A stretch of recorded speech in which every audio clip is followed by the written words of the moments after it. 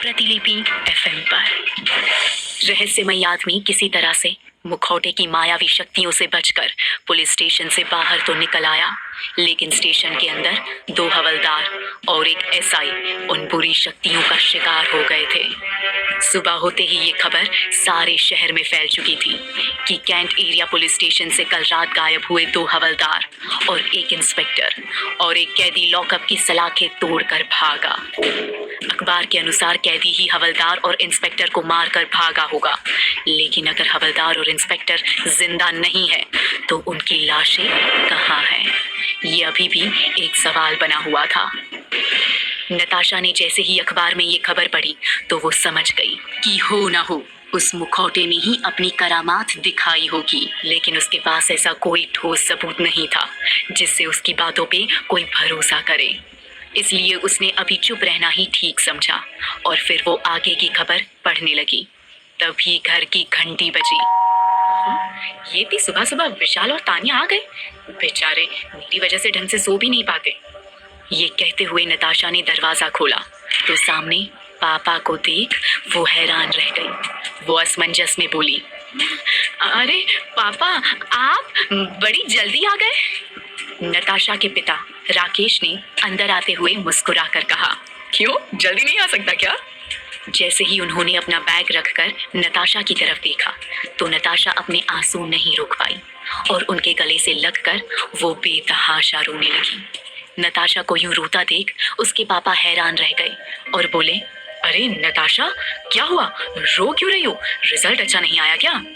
लेकिन नताशा बिना कोई जवाब दिए उनके गले लगी रही। एक बार फिर से उन्होंने नताशा को रोने की वजह पूछी, बता दो क्या हुआ, क्यों इतना रो रही हो बेटा? और ये दिया और सावित्री कहाँ है? हर बार तो दिया दौड़ कर आती थी, आज कहाँ है? अभी सोकर नहीं उठी क्या?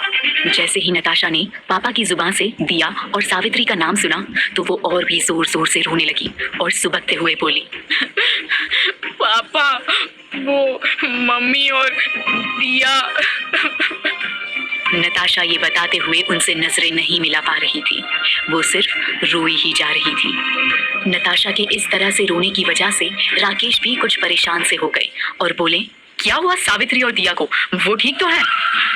पापा, दोनों लोग पता नहीं कहाँ गायब हो गए हैं, कुछ पता नहीं चल रहा। नताशा ने इस बार हिम्मत करते हुए एक ही बार में कह दिया और ये सुनते ही राकेश अचानक से चौंक गए और बोले, गायब हो गए? मतलब? हाँ पापा, दोनों लोग घर पर नहीं है।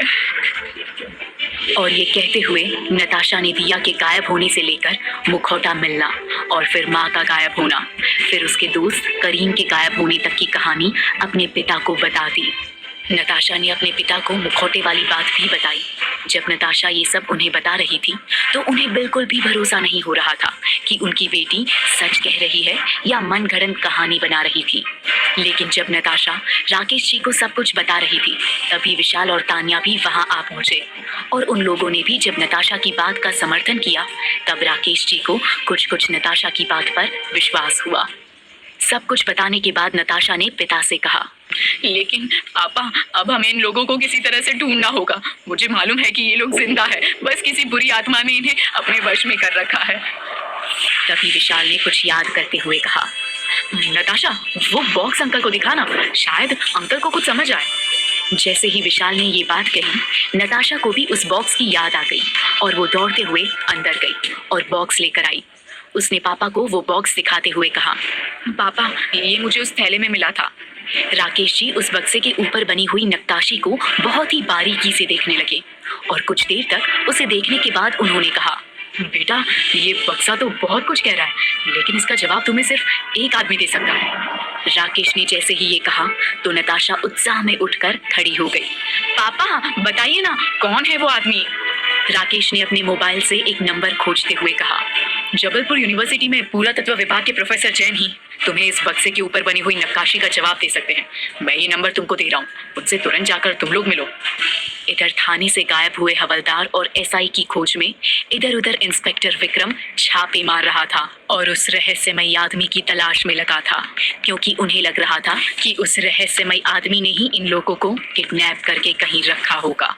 पुलिस के लोगों को यही उम्मीद थी कि जहां वो कैदी मिलेगा वहीं हवलदार और इंस्पेक्टर भी मिलेंगे, लेकिन अभी तक किसी का भी ध्यान एविडेंस रूम में रखे हुए मुखौटे पर नहीं जा रहा था। इधर नताशा और उसके दोस्त प्रोफेसर जैन के घर आ पहुंचे। उनके वहां पहुंचने से पहले ही नताशा के पिताजी ने उन्हें फोन करके सब कुछ बता दिया था। जैसे ही प्रोफेसर जैन ने इन बच्चों को देखा तो वो समझ गए कि उनके दोस्त राकेश ने ही उन्हें यहाँ भेजा था। नताशा ने वहां बैठते ही वो नक्काशीदार बक्सा उन्हें दिखाया, जिसे देखते ही उनके चेहरे के भाव कुछ ऐसे हो गए जैसे उन्हें इस बक्से के बारे में कुछ पहले से ही मालूम हो। उन्होंने बक्से के ऊपर बनी हुई नक्काशी को गौर से देखते हुए कहा, ये बक्सा कहाँ से मिला तुम लोगों को? प्रोफेसर के ये पूछते ही नताशा को ये समझ आ गया कि जरूर उन्हें इसके बारे में कुछ तो पता है। वो तुरंत बोली, अंकल मैं आपको पूरी बात बताती हूँ। ये कहते हुए नताशा ने उन्हें अब तक का पूरा घटनाक्रम बता दिया। ये सुनकर कुछ देर तक तो प्रोफेसर ने अपनी किताबों की लाइब्रेरी से कुछ किताबें पलटी, और जब उन्हें उस नक्काशी की असलियत पता चली तो वो बहुत ही परेशान हो गए। उनके चेहरे के भाव साफ बता रहे थे कि उन्हें कुछ ऐसी जानकारी मिली थी जो बहुत ही खतरनाक थी। लंबे कदमों से चलते हुए वो नताशा के पास आए और जल्दबाजी में उन्होंने पूछा, वो मुखौटा कहाँ है? नताशा ने तुरंत जवाब दिया, अभी तो वो कैंट एरिया पुलिस स्टेशन में है। ओह, तभी कल वहां से हवलदार और इंस्पेक्टर गायब हुए। ये कहते हुए प्रोफेसर जैन के चेहरे पर डर साफ झलक रहा था। उन्होंने हड़बड़ाहट में कहा, हमें उस मुखौटे को आज रात ही उसी पेड़ के नीचे दफन करना होगा, क्योंकि अगर वो मुखौटा बाहर रहा तो इस शहर को शमशान बनते देर नहीं लगेगी। ये सुनते ही नताशा और उसके दोस्तों की हालत खराब हो गई। अभी सबसे बड़ा सवाल यही था कि उस मुखौटे को पुलिस स्टेशन से कैसे निकाला जाए और फिर उसको किस तरह पेड़ के नीचे दफन किया जाए। क्या नताशा मुखौटे को फिर से उसी पेड़ के नीचे दफन कर पाएगी? क्या परमानंद को नताशा के घर के आसपास से मुखौटे के बारे में कोई सुराग मिलेगा? क्या नताशा प्रोफेसर जैन की मदद से उस मुखौटे के रहस्य तक पहुंच पाएगी? जानने के लिए सुनिए अगला एपिसोड सिर्फ और सिर्फ प्रतिलिपि FM पर। और हाँ, अगर हमारी कहानी अच्छी लगी तो इसे अपने दोस्तों और परिवारजनों से शेयर जरूर करें। आप सुन रहे हैं रहस्यमयी मुखौटे की खौफनाक